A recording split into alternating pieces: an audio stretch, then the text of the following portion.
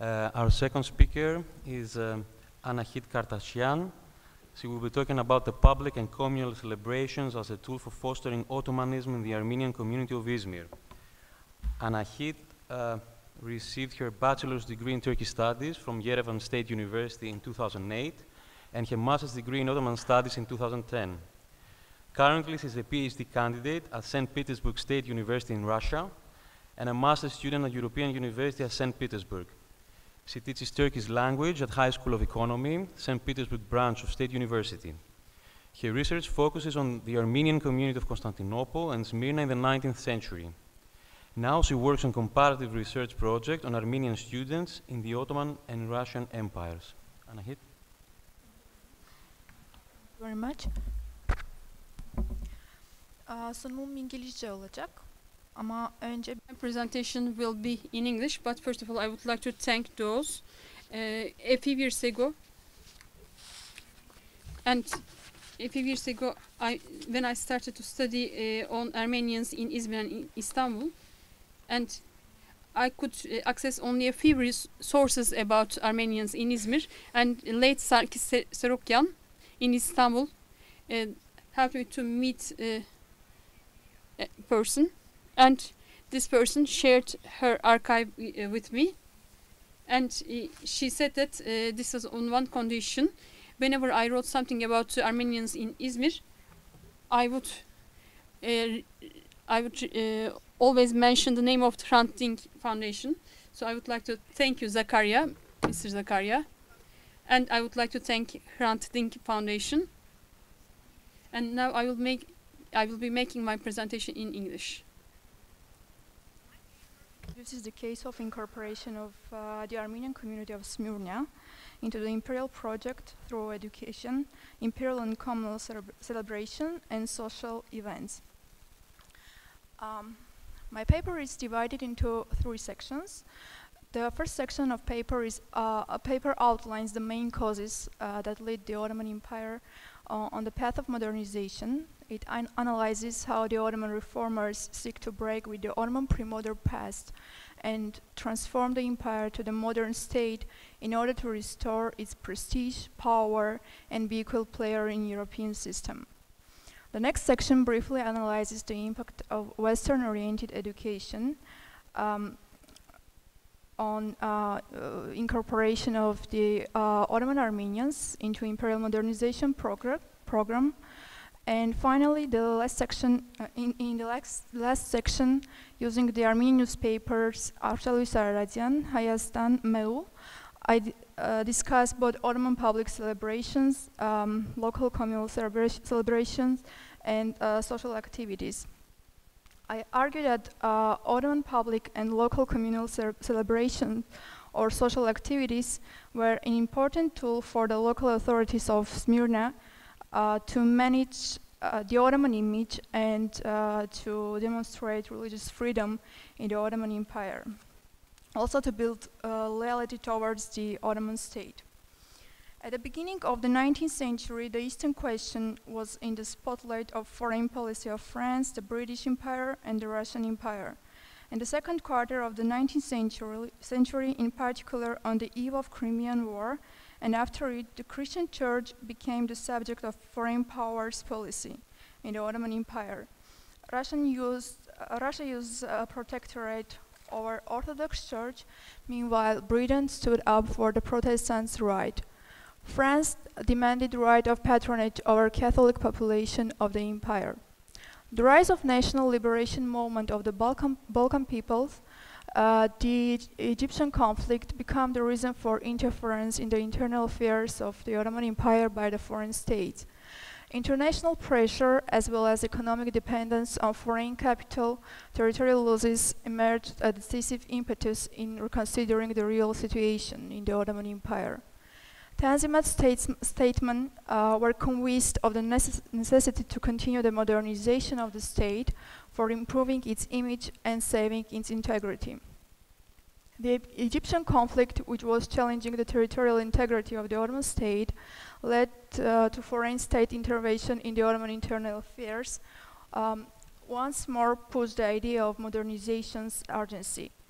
The Ottoman elite assumed reforms on the one hand as a channel of maintenance the integrity of the empire, on the other hand as the way of transition from pre-modern to modern state with Western institutions, thus making the Ottoman state equal player in the European state system. It should be done simultaneously in two fronts, foreign and domestic. In the meantime, domestic transformation should lead to foreign transformation. In domestic front, reformers sought to transform the state from the centralized empire practicing, as Ariel Salzman described, vernacular politics, to a centralized modern state. They believed that in this process, only egalitarian citizenship could unite all subjects without distinction of religion and ethnic background and tie the empire together. This citizenship was a new form of civic identity. In the second quarter of the 19th century, such ideas as equal treatment, equality entered the political vocabulary of Ottoman establishment. The Tanzimat reforms said in the Hatta Sharif of Gülhane officially declared all Ottoman subjects equal before the law.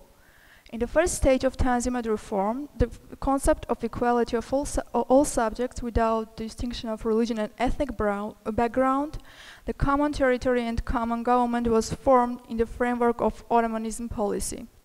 It was an attempt to develop a sense of citizenship and membership in a common Ottoman political identity, which Howard Eisenstadt described as Ottoman proto-nationalism. According to the Ottoman reformers, a longer Ottoman identity could be created if the state gave all its subjects equal rights and opportunities for welfare and Western-oriented education, which was spread especially among the non-Muslim subjects. It should be noted that Western-oriented education in general was an important channel not only for creating Ottoman identity, but also for transforming Ottoman society. In his political testament, Fuat Pasha wrote, quote, "Public education is the main basis for public transformation. Army, navy, and state administration are connected with education." The Ottoman modernizers believed that transformation of the Ottoman society could be done only through public education, and sought to reorganize it, raising the Ottomans, quote, "to the level of civilization of the contemporary nations." Public education became one of the spheres where non-Muslim, particularly Armenians, cooperated with the state. The young generation of Ottoman Armenians, absorbed with European ideas of nation and liberty, were complaining about the lack of equality and good education. They were claiming that the life of Ottoman Armenians could be improved if the state achieved progress and civilization. At this point, both the Tanzimat leadership and the Ottoman Armenian youth were united around the idea of progress and civilization. This common vision made the young Armenians' incorporation into imperial modernization project easier. The Armenian newspapers of the time, published both in the capital and provincial centers, very often raised a discourse of civilization and progress. For example, Arshaluis Araratian, published in İzmir, wrote, quote, "His Majesty Sultan is doing his best to raise the level of his people to the level of enlightened Europeans." As a result, day by day, Ottoman youth educated in Europe, universities are spreading different sciences in the state. In this context, it's noteworthy to refer the article published in newspaper Melu, published in Istanbul, where studying the situation of the nation at the time, author mentioned that the fate of Armenians depends on the course taken by the Ottoman Empire. Whatever the Ottoman Empire does to move to the civilization, they should do the same. Public education was in the spotlight of the Ottoman reformers, especially in the first phase of Tanzimat reforms. The reformers encouraged opening not only state-based schools, but also non-Muslim communal schools. At the order of Sultan, Ottoman officials were visiting non-Muslim schools or were supporting educational initiatives. In the capital, this visit and support were continuous, but the same couldn't be said about the provinces. Probably this explanation can be explanation can be the attitude of certain governor towards the imperial reform program. According to Arshal Aradian, in 1845, the Sultan issued a decree to his Vezir Mehmet Emin Rauf Pasha, where he expressed his disappointment and embarrassment over the public education, demanding open new schools for all his subjects and raise the level of literacy. Right after this decree in Izmir, Ottoman officials started to visit Armenian schools and support Armenian education initiatives. For example, Arshal Aradian wrote that the governor of Izmir, Reşit Efendi, following the Sultan's decree, donated 600 kurush for Sünniyat Association. His son Ahmed Asim Bey, who was the head of Izmir Custom Office, also donated 400 kurush. Sünniyat Association was raising money to open schools for Armenians of Aydın Vilayet. Started education initiatives of Izmir Armenians were encouraged by local authorities, not only by donation but also by official visits. In 1841, Said Bey, the Kahya of Defterdar of Smyrna, visited Muradian Male College. Arshal Aradian about this meeting reported, Said quote, Said Bey was very glad to see the progress of boys. He was pleased especially with the writings of those boys who knew Turkish. He advised boys keep on learning and making progress in their studies. It should be noted that in contrast with the late Ottoman Empire, where such visits were aiming to control non-Muslim schools, history books, and educational program, this visit during the Tanzimat reforms were aiming to encourage educational initiatives of non-Muslims and gain their trust. In 1846, Arshal Aradian reported that commanding officer of Smyrna, Mustafa Zarif Pasha, visited Metropolitan Male College. Quote, after meeting with all teachers, he met with students studying languages. Particularly gave some text to translate from Persian to those students who learned Turkish. It bears to state that Pashas, like Mustafa Zarif Pasha, who encourages education, pay duty to the Ottoman state and make an investment in development of education in Tajikistan.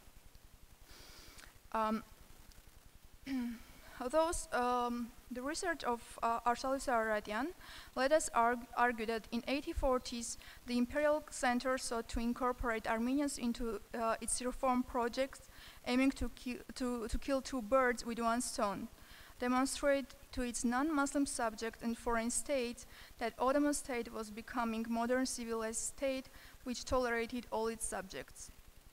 In this context, Ottoman Armenians supported state initiatives and collaborated with the state to change the life of Armenians in the empire and make it better. Research based on Arshal Aradian let us argue that in 1850s, and particularly in the eve of the Crimean War and after it, loyalty issue played an important role in the relationship between Izmir local authority and the Armenian community. The center put task before local authority to foster loyalty of Armenians toward the state in the context of growing influence of Russian and England among Armenians of Smyrna. From reports of Arshal Aradian, we know that in this period, foreign consulars and merchants often visited Armenian lay and religious leaders or invite them to participate in their social activities. The same was done also in Muslim, in official front. Izmir local authority were inviting Armenians to participate in Ottoman public celebrations. During these meetings, in every fair opportunity, Izmir Armenians proved their loyalty and to the local authority of Smyrna and Ottoman state.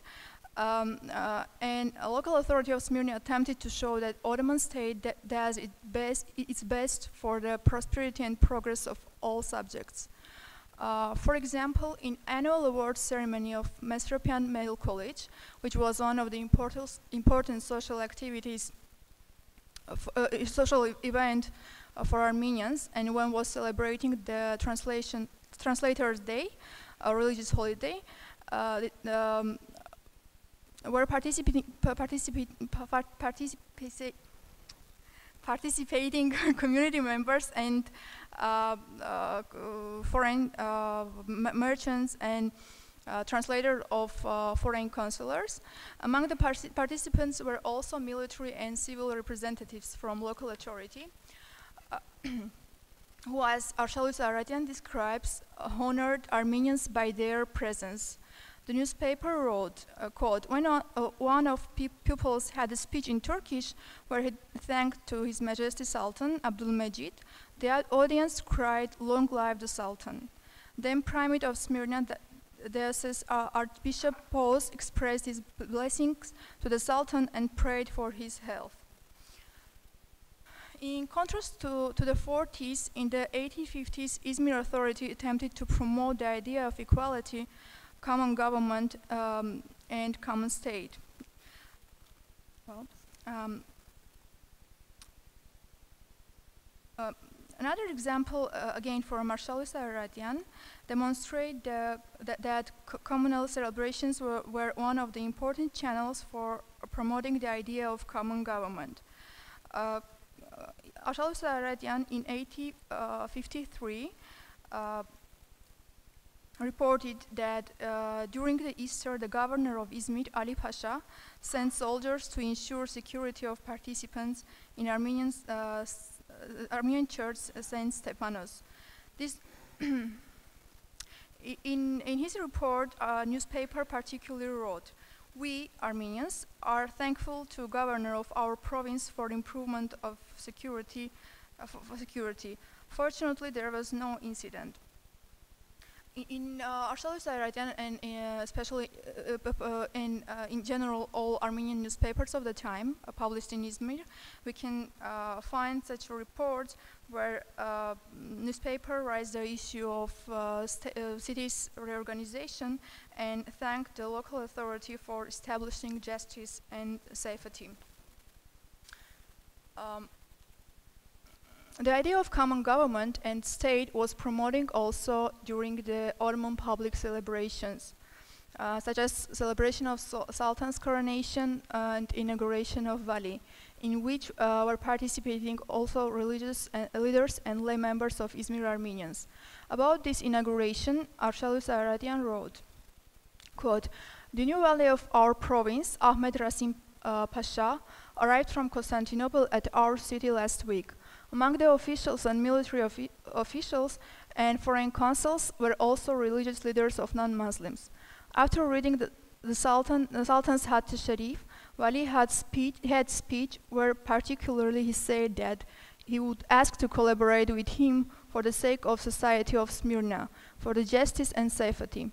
In the same day, our Wali walked around the city and learned that the society is not safe in the city. He demanded to send out from Smyrna those who are suspicious. He also requested a special order not to let anyone to wear a gun. Those who violate the order must be punished." It should be noted that not all governors of Smyrna were practicing visiting or inviting Armenian religious or lay members. There are a lot of examples in Armenian newspapers that wrote that Vali just during the meeting were participating also only European consulars and their translators. Bringing all of this together, I think that we see that in the age of Ottoman modernity, modernization and the reforms have led to a gradual administrative unification of Ottoman Empire. The case of Izmir obviously reflects imperial dynamics. It shows that in the contrast with the center in provinces, implementation of reforms mainly was due to Vali's governors' attitude and demands of center were not implementing continuously. We see that based on geopolitical situation, the discourse in the Ottoman Empire was changing. If in the 1840s, for the Ottoman reformers, as Selim Deringil put it into words, Ottoman image management became urgent, they attempted to raise the discourse of civilization, encouraging opening both state-based and communal schools. In the 1850s and 1860s, for the state became urgent the loyalty issue. Consequently, the local authority intended to build loyalty towards the Ottoman state through communal and public celebration and social events, and limit the rising foreign influence among the Armenian community of Smyrna. It's important to mention that in contrast with the reign of Abdul Hamid, during Tanzimat reform for the local authority of Izmir was important the nature of ethno-religious coexistence, and they did not intend to damage the social cultural habits and traditions of Armenians. Thank you.